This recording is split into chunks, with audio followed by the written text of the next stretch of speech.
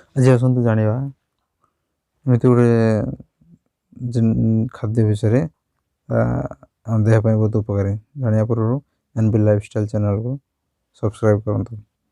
यह केवल सुस्वादु नुहे अनेक शारीरिक समस्या समाधान यह गोटे बाट दिनक दिन मनीष मान आयुष ह्रास पाई चली तार एक प्रमुख कारण हूँ खाद्य।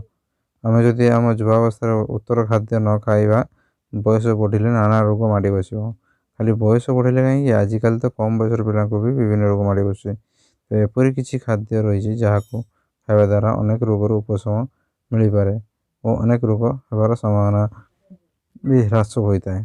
अंगूर को सुखाई कर किसमिश तैयारी करा जाए बोली एक प्राय समस्त जानते मात्र किसमिश संपर्क में आहरी गुड़ाए कथा अच्छे जहाँ हूँ आप जान थे। किसमिश खाଇବା द्वारा उत्तम हजम होगा सह कोष्ठकाठिन्यता भी दूर होता है।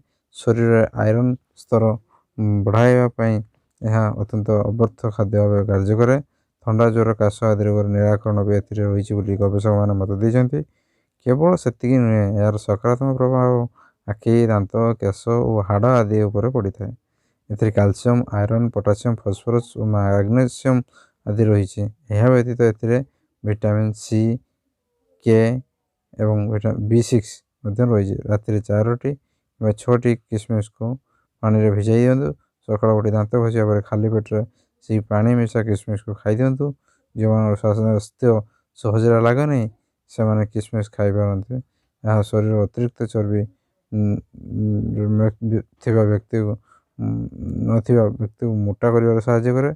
किसमिश कर्कट रोग को प्रतिरोधक कर क्षमता रही है। हृदरोग मधुमेह निद्राहीनता त्वचा केश किडनी जनित रोग दूर होता है।